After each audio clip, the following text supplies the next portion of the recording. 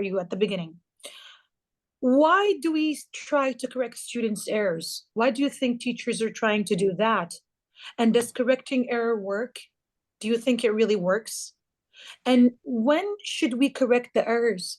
Is it early in the writing process, or is it in the first draft, or later in the process, for instance, or in the final draft? And which errors should we correct? Do we correct everything? Do we correct like none of those, or do we correct some? And how should we correct the errors? Do you correct them by using a red pen or symbols? So let's start with the first questions I've asked. Why do you think we should correct the students' errors? And do correcting errors work?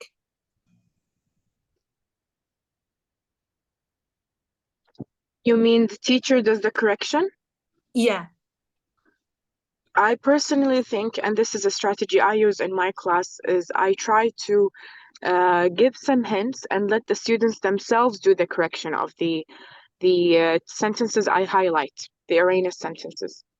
Yeah, I just and they do the correction. And do you think it works when you correct errors? Do they learn from it? When they do it themselves, yes, they do. It sticks in their mind. Peer assessment really just works well. Peer assessment. Yeah, it works well. So, and do you correct all of the errors or some of them? First peer assessment, and then you can just correct mistakes, and it's in every class maybe you have just to allocate 5 minutes in the end to just highlight everyone's mistake on the whiteboard. I think it works. Yeah. Okay, so as language instructors, your point of view on why try to correct students' errors and why you try to do that, why do you think you need to correct them? To learn. That's what you think, isn't it? To learn, or do you have any other answers? Do you believe that correcting students' errors make them learn? It could be an error that they're not aware of. They don't know that, for example, subject-verb agreement is an error. So pointing out an error would make them realize that this is an error. So they may not be aware of it in the first place. They think this is a rule that is correct. Yes. Fixing a concept, maybe. Yeah. Okay, so yes. there is an... Yeah, can I add something? Yeah.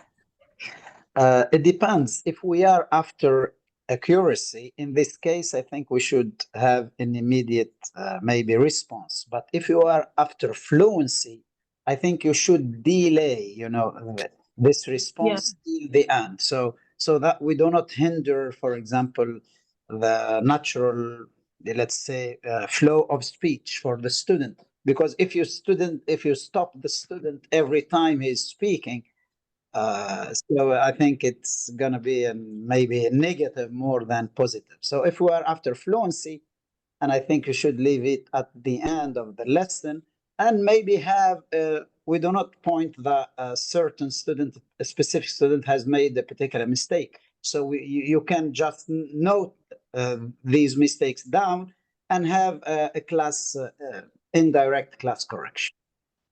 Yeah, I do agree with that. I also do agree. So there's an argument for, and there's an argument against. Let's have a look at for. So the arguments for, students expected. They do expect you correcting their mistakes. And they want their writing corrected because they come to learn. They want to understand where they got wrong and why they got it wrong. Error correction works because students become better writers as a result of having their error corrected. So when they know where they went wrong, they would become better. They would learn from their mistakes. Also, parents, sponsors, stakeholders, they expect it from you. So if teachers don't correct errors, they might think that the teacher is not doing her job or the teacher is not doing his job. So they want you to correct because this is part of your job to make students learn of what's going on in class and how to write. And correcting errors, it can motivate students to try harder and make fewer mistakes next time because they learn from it. It gives students a record of what they do wrong so they can work on specific grammar, points out they need to be They need to put right. Okay. But there are arguments against. For example, students ignore the teacher's correction. It happens. Sometimes it does happen. Like students ignore your correction or your file, their writing way, and they throw it away and learn nothing from their mistakes. So some students are careless, are lazy. They do that. They just want you to write whatever you want, and then they leave the paper. And that thing doesn't work. If students do that, they won't learn.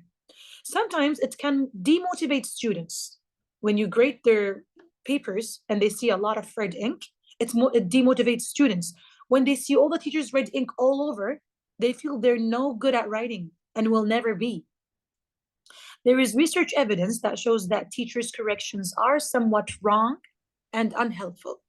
There is research evidence that shows that students sometimes can't understand the teacher's corrections. They keep asking themselves, why have I go where, or what have I got wrong, and why, and what should I do to correct my mistakes? Have you come across this thing before, where a teacher writes a comment on your papers and you don't really understand where did you go wrong, or you don't understand her comments? Have you come across something like that? So students could come across something like that. They would not understand what you're trying to say. They don't understand what is exactly your comment and where did they come wrong? Where did they go wrong? So they come back to your office and ask you, we didn't understand this, and how come this is wrong? Have you come across this thing before? It happens. Sometimes it happens. Like students don't really understand where is their mistakes. So according to Ferris and Hedgecock, there are three main reasons why teachers should correct students' written errors. Number one, students expect to have their writing corrected and think that this is very important. Not correcting may result in frustrated, motivated students. The second reason is that university lecturers may find non-native speakers' written errors annoying and penalize students for their errors. And the third reason is students need to be able to correct their errors or on their own. And teachers must show them how, like the girl who just spoke about, she just said that I sometimes let them correct their own errors. So if teachers don't correct errors, they're sending out a message that error correction isn't important, which is wrong. So we don't want to send this message out that the correction is not important and grading your paper is not important. We're not supposed to send this thing out. So when we're trying to figure out whether written error correction works, one real problem is that there are a lot of studies which seem to contradict one another. Some studies suggest correction does work, others suggest it doesn't. And some studies suggest one type of correction is better than the other. Others suggest a different type is better. So how can we make sense of all of this thing? Let's have a look. Trescott argues that second language acquisition, SLA, research shows that written error correction cannot work. SLA research shows that the way learners develop their interlanguage is complex. However, the way we correct is overly simple. We notice the learner has made an error, we correct the error, and we expect the learner to acquire the correction. The problem then is that we expect the learner to acquire the correction immediately, although SLA research suggests this acquisition can take a long time.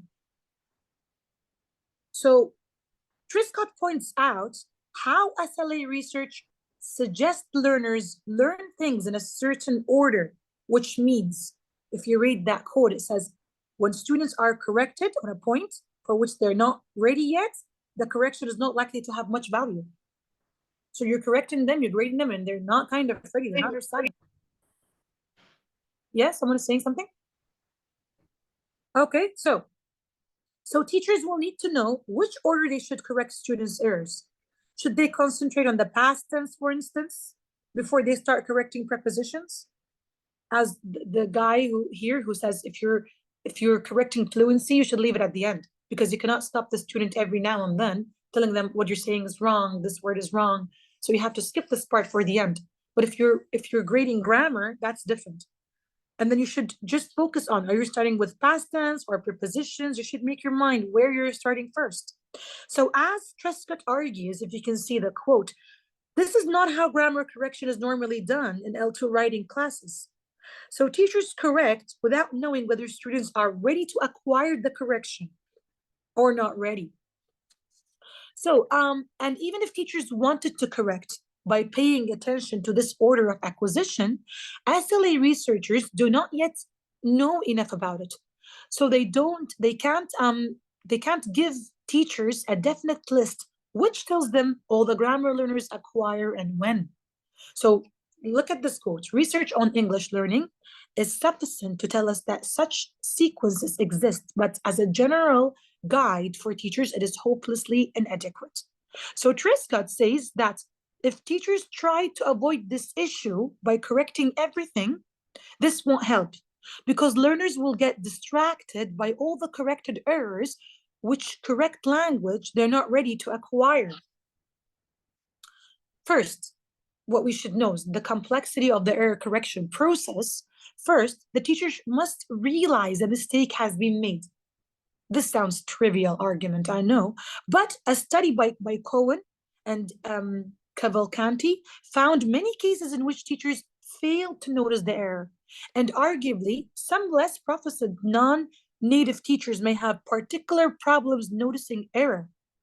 So Trescott also claims that busy teachers grading large numbers of written assignments have serious problems with time and patience.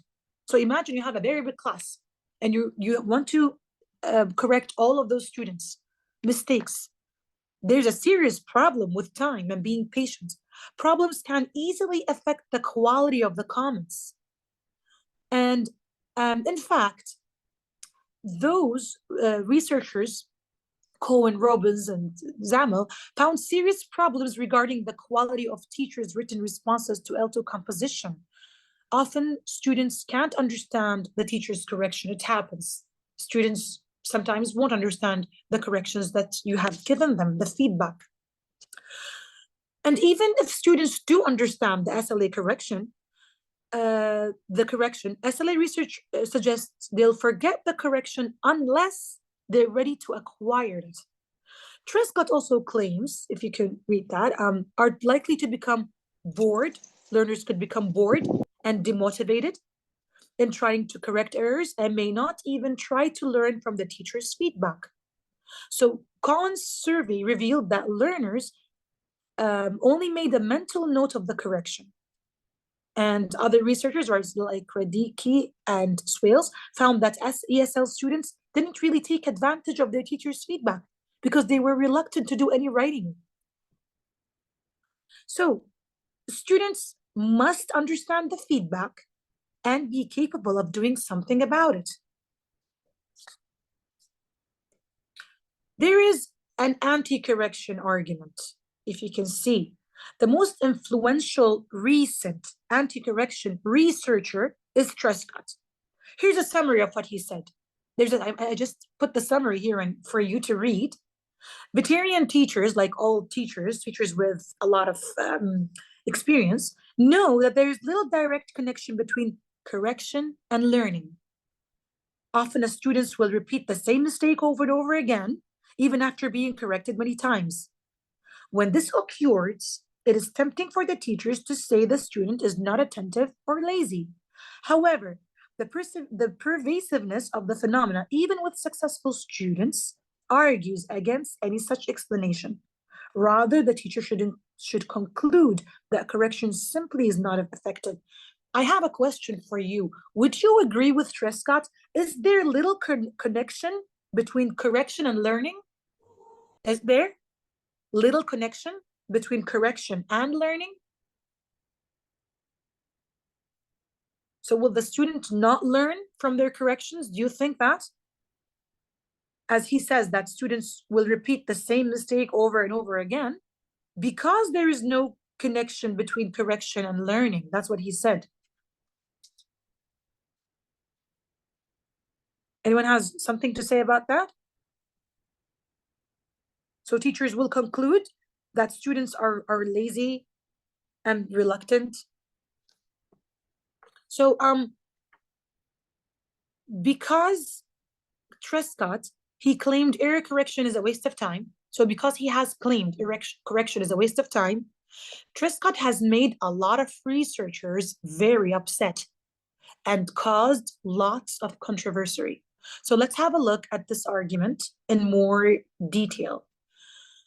Trescott doesn't object to teachers providing feedback on content, organization, or clarity of students' writing. His problem is with feedback on grammatical errors because he claims this correction doesn't really work. He really thinks it doesn't really work. So Trescott makes the point that studies of written error correction aren't longitudinal, which means they don't measure students' abilities over a long period of time.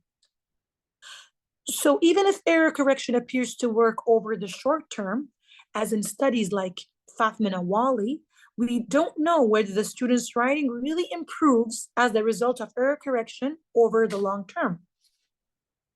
So Trescott not only claims correcting student grammar is a waste of time, but also that it is harmful. Imagine, Trescott is saying if you correct the student's error, that is so harmful for them. So Trescott says learners learn best when they don't feel stressed and under pressure. You can look at this quote. I just put it for you. It says, people do not like to be told that they are wrong, especially to be told repeatedly that they're constantly making mistakes. Even students who believe that correction is a necessary part of learning do not enjoy the sight of red ink all over their writing and probably find the experience extremely discouraging. So he claims students simply become less ambitious if they know they're going to be corrected every time they make a mistake and write simpler sentences which are grammatically correct. So the correction process is very time consuming. We know that. We are all teachers, we correct papers, we grade papers, exam papers, quizzes, and everything. So we know it is very time consuming, but it's also time consuming for both, for teachers who have to spend hours correcting writing, and for students who have to think about and correct their mistakes. So Trescott says that this is harmful because teachers and students could spend their time on something else that isn't a waste of time, like focusing on the organization or content of the student's writing, maybe. So that's what he suggests. So if correcting the student's writing error doesn't work, okay, let's stop even though we must know students want to be corrected. Trescott's conclusion is extremely provocative. As he says here, this leaves the question of what teachers should do in writing classes. The answer is straightforward, anything except grammar correction, because he thinks correcting is harmful and it demotivates students. So he thinks that you could do anything except for grammar correction. And that's why I said at the beginning, Trescott got a lot of teachers and researchers angry.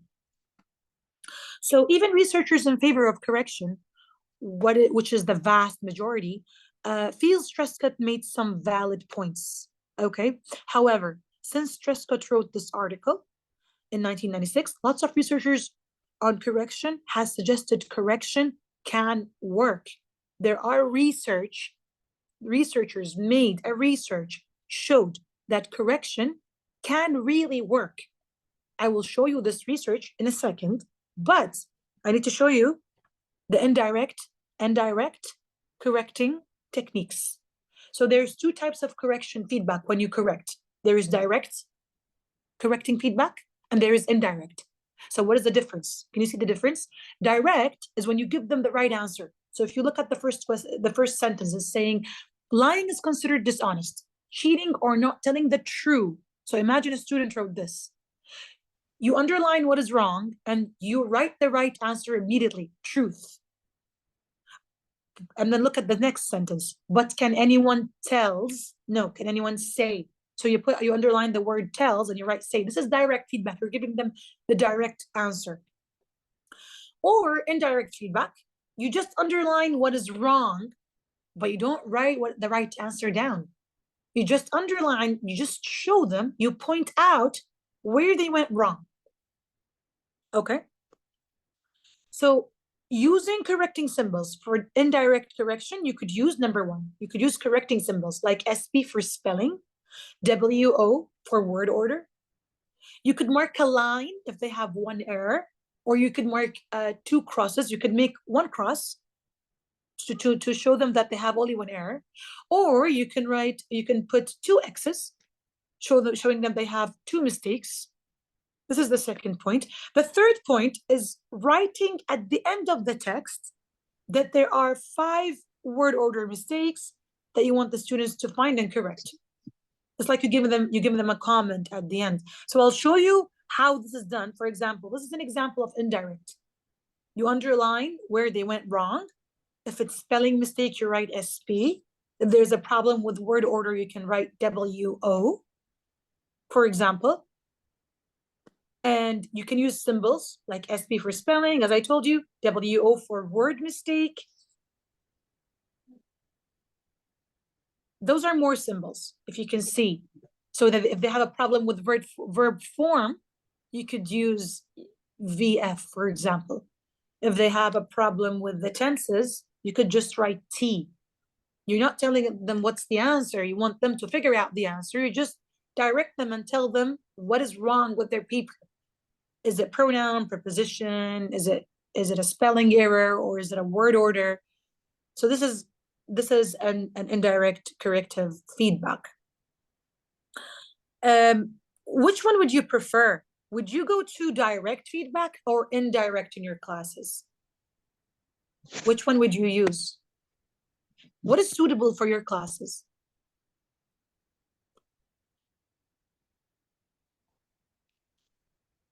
Do you use direct feedback, like giving them the answer immediately, or indirect feedback? Which one do you?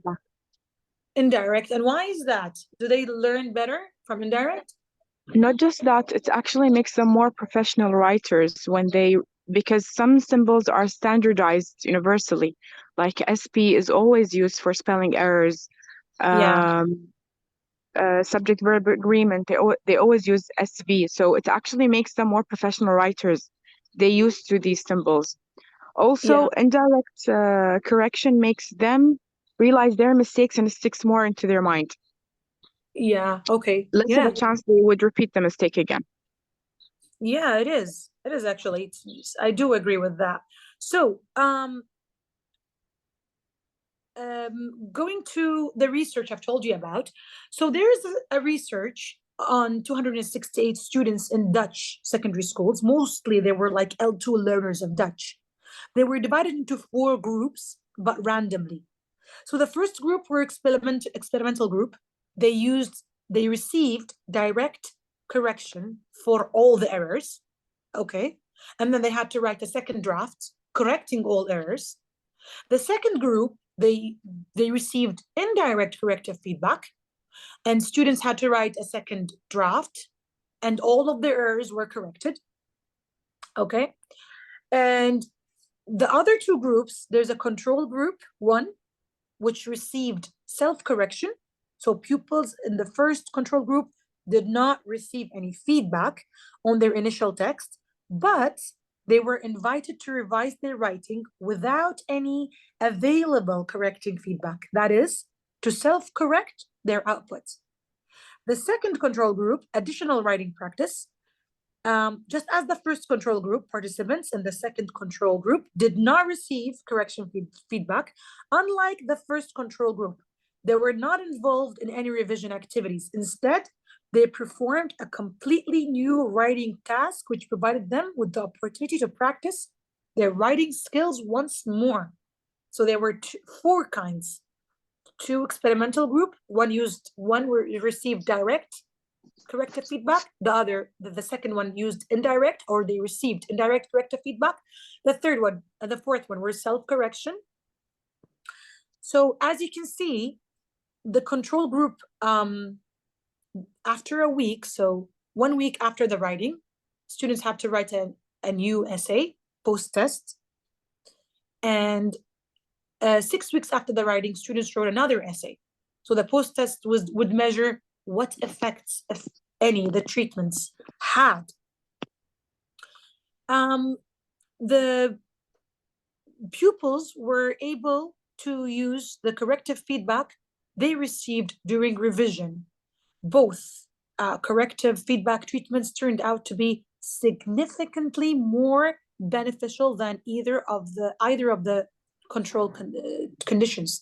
So both direct and indirect corrective feedback was more beneficial than self-correction or more writing or more practice writing.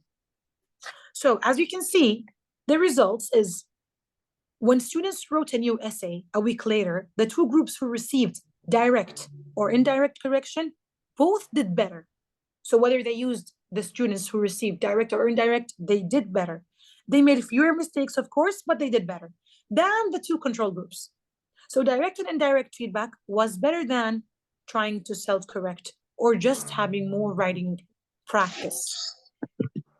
But now we knew that students who received corrections did better, but which was more effective?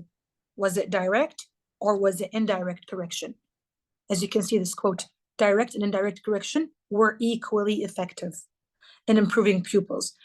Written accuracy when the new text was written a week after the moment of feedback provision. So both of them worked and they kind of worked equally. So as you can see, delayed post-test. The students received direct correction. The students who took direct correction, they made fewer grammatical errors than the ones receiving indirect. I think because they're directly given the answer. The students receiving indirect correction made fewer non-grammatical errors than the one receiving direct correction. So it seems that direct and indirect correction are good in helping with different types of errors. So, as in conclusion, comprehensive correction works. So, and the research says our findings clearly show that comprehensive correcting feedback is an effective means of improving learners' accuracy over time. So, correction, direct or indirect, was better than asking learners to self-correct, and better than just getting learners to do more writing practice. So students need guidance. It doesn't matter if you give them direct or indirect, but at least you give them something because they need this to be directed and guided. So there's a question for you. Did any of you teachers use those symbols when you were learning a language? When you were learners, when you were learning a language?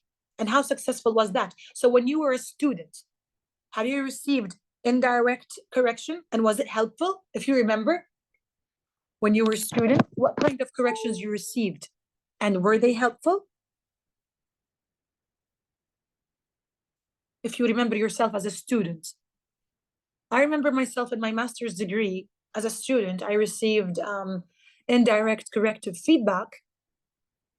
I kind of went back to my professor and I asked her what she really meant with this because I have no idea. I thought it was correct, as one of the girls just said here. They may not understand why is this wrong. So yeah, I went back to her. I asked her what was wrong with this. So if you're a teacher, have you ever used correction symbols? And how unsuccessful was it? Have you seen students coming back to you asking you, we still don't understand this correction?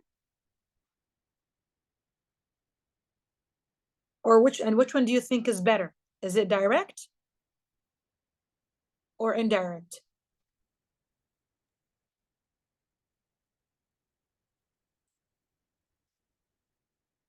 In my case, I think it depends on the class. Like some students, they won't understand or they won't comprehend the indirect. Some they do. Maybe the classes who just entered to learn the language, like the students who are beginners in the English language, they're just learning the language, they may not understand the indirect because they need more guidance. They're just learning the language, they need more direct. But the students who are leveled up, they kind of could receive an indirect feedback because they know why this is wrong. If they keep reading their sentence and you guide them with some symbols and lines, then they would understand, or they would comprehend where did they go wrong. So as we can see, there are guidelines for giving feedback. Let's have a look at those guidelines. First, make your feedback informative, not summative. Second, you have to be supportive. You really have to be supportive. Third, focus on the issue, not on the guilt or blame. Don't blame your students. Just focus on the issue. Be honest with them. You really have to be honest with them and point out where they went wrong. You have to listen to the response of the recipients. Help to formulate a plan. You should formulate a plan to deal with the issues you raised and offer help in carrying it out as well. So those guidelines are very important. They're significant when you're about to grade a paper. The question is, what the corrective feedback should focus on. If you're correcting someone's paper, what should you focus on? Number one, feedback should focus on developing skills and strengthening areas that need improving rather than criticizing or judging. You don't want to judge or criticize. You want that student to improve. Second, the provider should suggest some possible alternatives to what the recipient has been doing. Third, feedback should help the recipient set reasonable goals for changing and improving performance or behavior. So you have to put those points in mind, because those what you're supposed to focus on as a teacher who's giving correcting feedback to the students. So when you become supportive as a teacher, as a language instructor, when you become supportive, first, start with the positive. Always start with the positive. Emphasize what really went well. Go and focus on what that student did well, and praise what the individual or group is doing right, because that's what students want to hear at the beginning. They don't want you to just be judgmental and criticizing them or blaming them. And if you keep blaming them at this point, they will feel demotivated. So we don't want them to feel demotivated. We want them to feel motivated. We want them to become positive. So you have to start with being positive and emphasize what really went well and praise the student. So always start with what they did wrong, with what they did right, sorry. Second, see if the student is aware of the issue or concerns, because some students are not aware of what's going on, that the feedback addresses. When they read your feedback, they don't understand why is it wrong or what happened. So you have to show them the issue before stating them directly. If it comes from the recipient himself, he's much likely less to be defensive and apt to be more constructive and creative in discussing alternatives. The third thing, don't look for expressions of guilt or responsibility, but rather for changes that will improve the effectiveness of an individual or organization efforts. Three, if you're dealing with the opposition or with the targets of advocacy, assume, or better yet, identify and describe common ground and your common interest in making things better. So tell them how they could make this paper better. Tell them where is their weakness. When they have written this paper, tell them here you went wrong. Well, but first you have to start with positivity. So if you see their paper, tell them what you did was good. For example, your thesis was great, or your grammar sentence was perfect, but you need to work on that point, or you need to do that. They want to start where they went right at the beginning and how they're good, and then you can start to show them where is their weaknesses. So at that thing, through doing this thing, you're being supportive. So those are the points to be supportive when correcting the students' errors. So as a language learner, were you ever asked what kinds of comments you wanted on your writing? If so, what happened? As a language learner, were you ever asked what kind of comments you wanted on your writing? Anyone could answer this question? Have you asked the teacher that I wanted to be marked, for example, an indirect way or a direct way? So you as a learner, have you ever asked?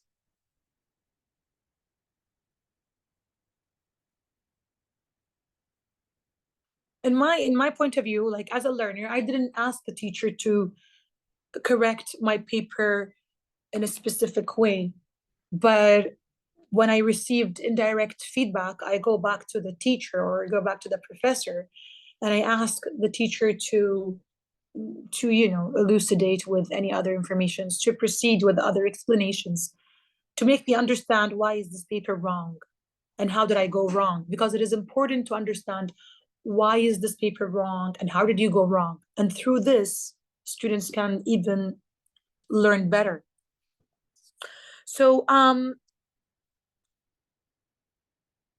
well, there are some students prefer. There's another question: is as language instructors, have you ever asked your students what kinds of corrections they want, or do you just correct them the way you see what is good for them?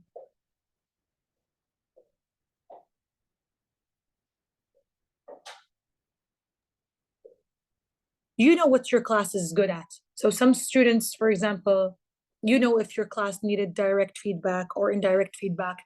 It depends. Some students are better when they receive direct feedback. Some students are worse if they receive direct feedback.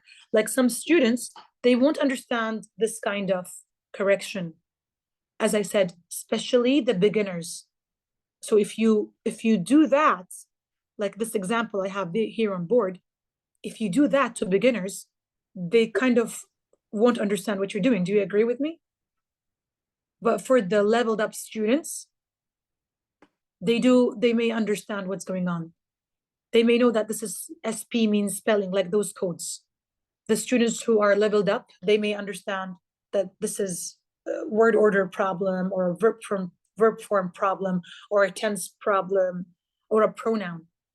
But for the students who are just beginning to learn the language, they may need the direct feedback, like the first blue box at the top. They may need to see something like that.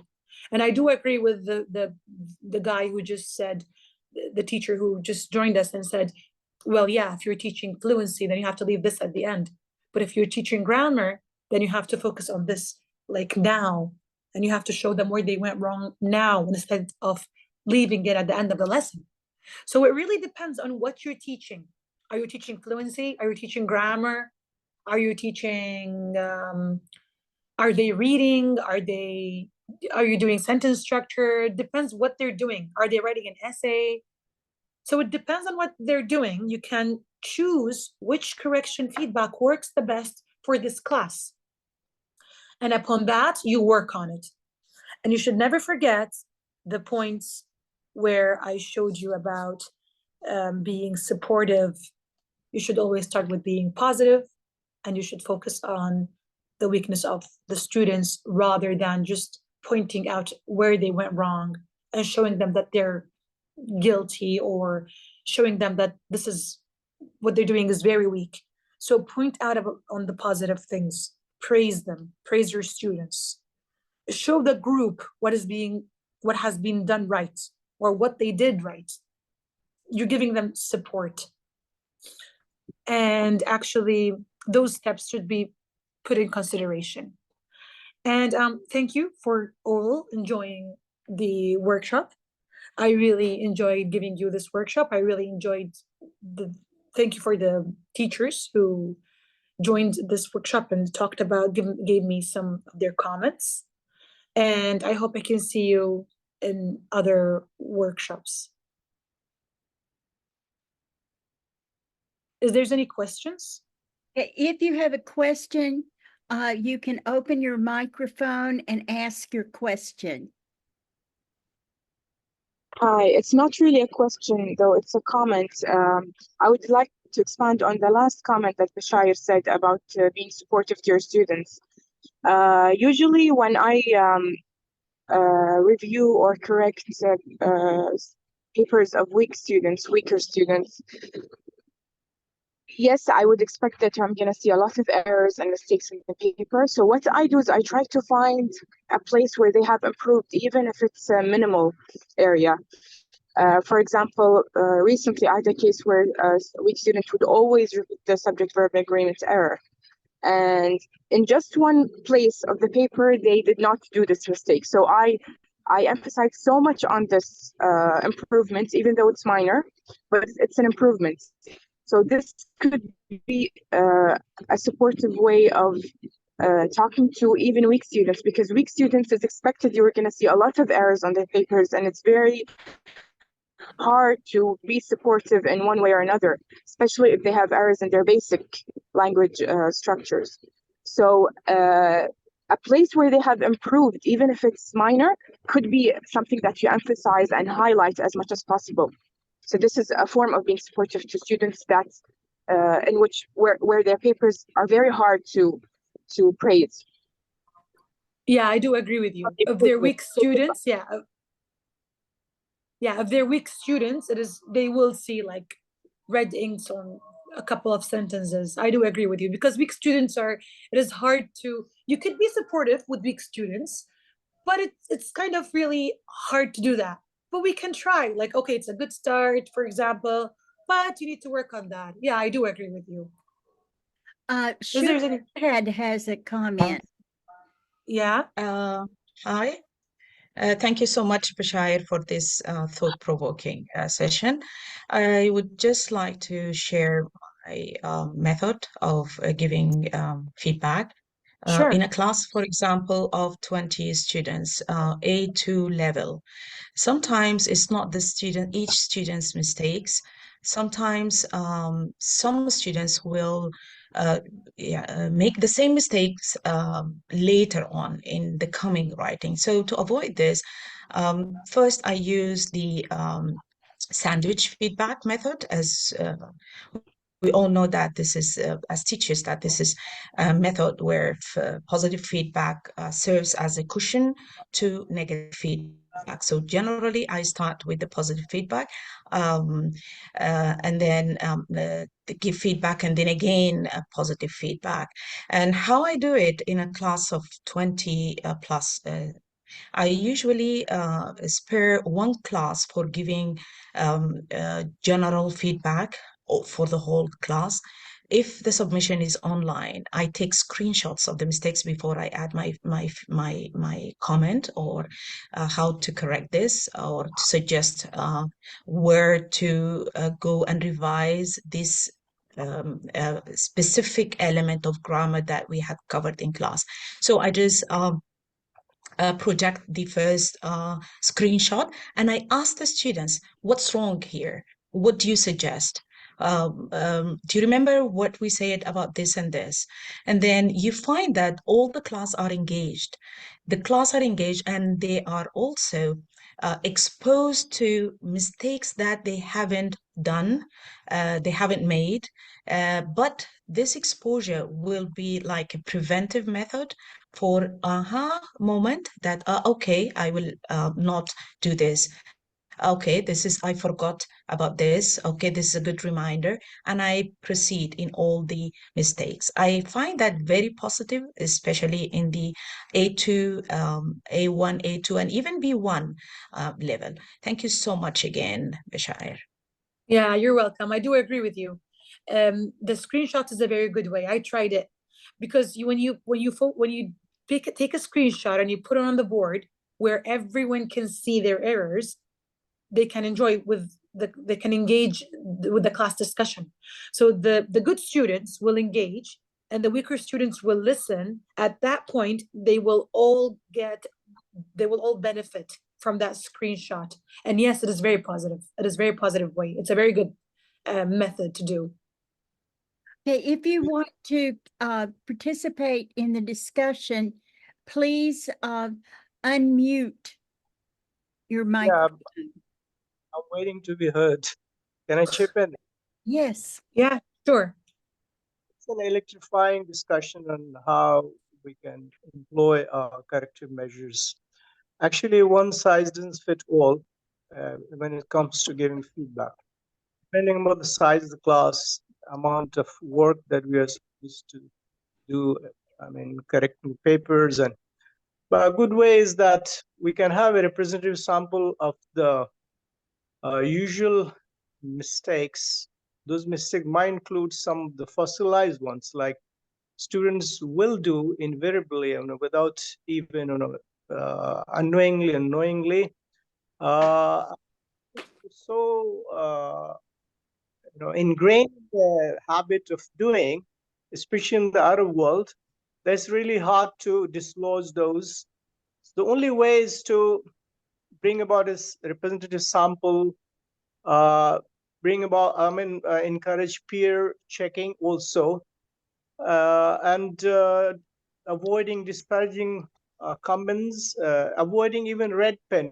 We usually so used to using red pen, and that's raising like flag, red flag for them.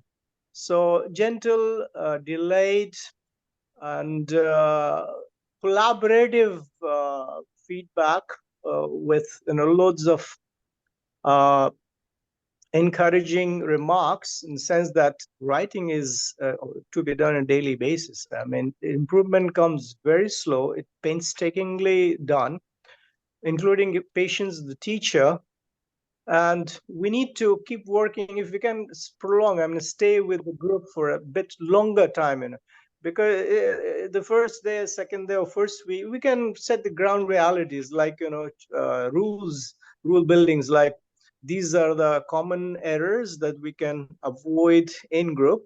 There are certain bright ones, they can be symbolical representative of the right way of doing it. We can display their work without others being intimidated. So really, we have to adopt multiple strategies, not direct, indirect, or delayed. Or some guys, they would love to be checked immediately. They don't mind being checked. They would love to improve the writing, whether it's instantaneous or. But the shy ones and all, they need to be nudged, first of all, to and subject verb agreement, spelling errors, and punctuations these are commonest ones. And if they could avoid some of them on their own to begin with, whether it's a rubric, using a rubric, whether it's our involvement, or whether it's peer involvement, or whether it's sampling or showing it on the, everything's fine. As long as it works for you and your group. Also, I would like to comment on the screenshots. I suggest never using students' work that has mistakes to show in that class. Use screenshots from other classes. And that way, because believe me, they all have many of the similar mistakes. And that way they're freer, because even if you see your mistake up being shown, even though somebody, you know it, and some of your friends know that it's yours. So that's my suggestion. Pedram Salahi, Thank you. Patiently. Yes, you wanted to say. Yeah, so apart from the theoretical part of error correction, I would like to pinpoint something more practical, as the environment for teaching is changing rapidly. Like nowadays society, people are so addicted to dopamine, given that they are all in interaction with social media. So we can't take that away from educational environments. Our students are people, and they are living in this modern society, and they're constantly being bombarded by new information. So they're used to getting those reinforcement in short amount of time without doing much work for it. So if we take that in our classroom environment, people are, especially adults, are more oriented towards flipped classroom method. So in speaking of flipped classroom method, the most part of learning happens in at home, like they do it by themselves without any partners.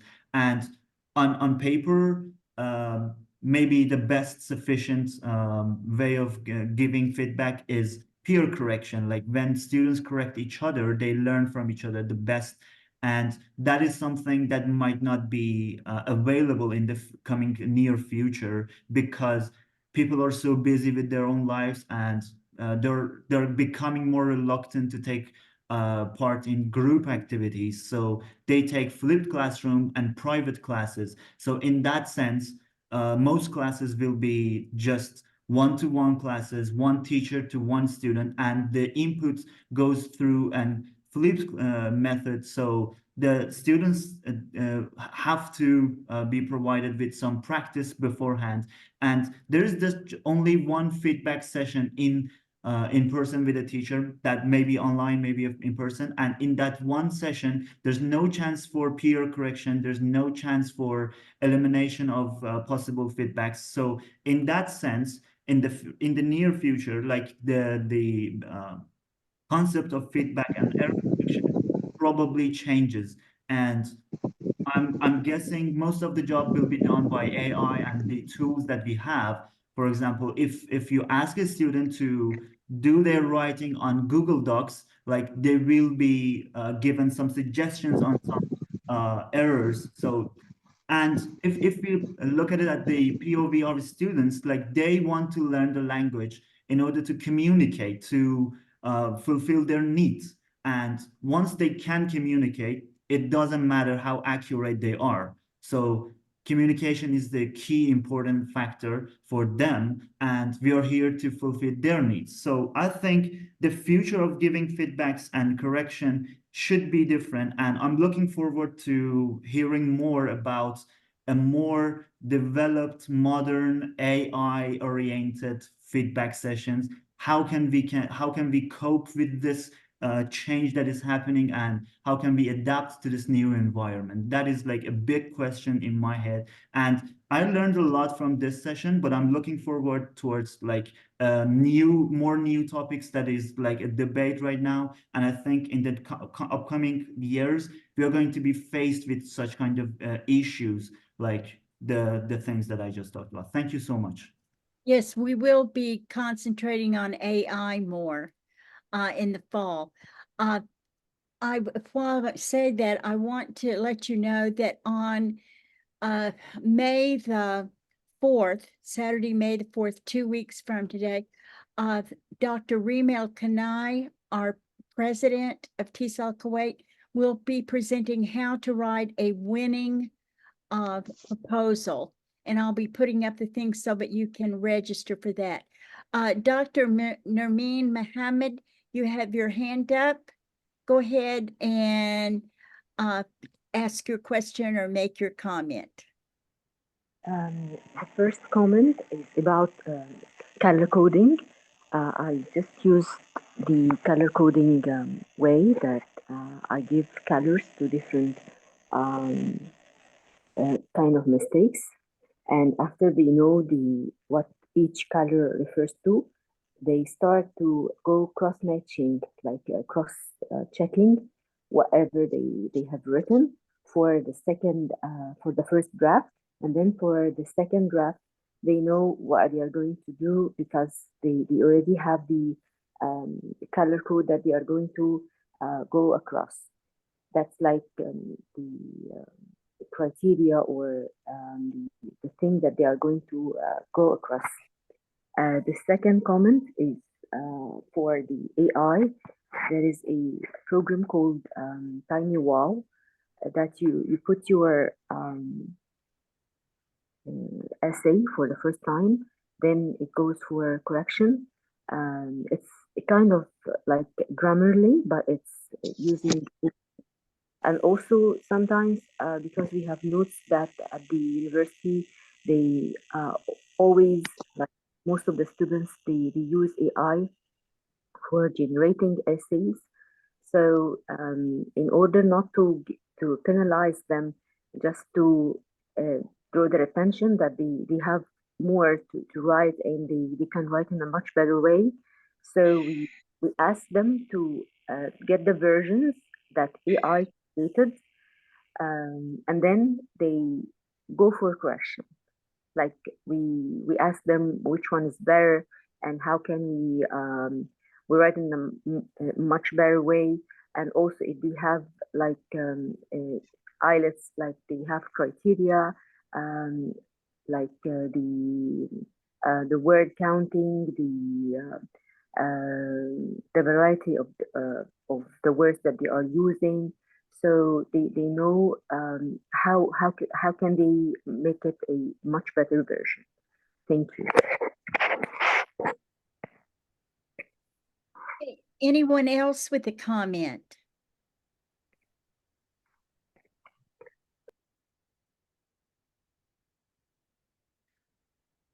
Okay, again, I want to thank you for joining us, and thank you, Bashayer, for your very informative presentation. We appreciate it. You're welcome. You're welcome. And remember, if you have joined us for at least 45 minutes, you will receive a certificate of participation and with one credit hour for your professional development. It will be sent out probably by tomorrow. And no, it's not automatic. I have to do it one by one. So bear with me. Also, tomorrow, when you look, check your spam folder, because a lot of times it has been sent, but it goes, if it's like mine, it goes in the spam folder. So check that, and remember, what happens is Zoom lets us know how many minutes that you were present from, and that's how that we send out the different certificates. Again, thank you so much. Hope that you will join us on May the 4th and learn how to write a winning proposal so that you can be publishing your paper and presenting at conferences. Again, thank you, everyone. Goodbye.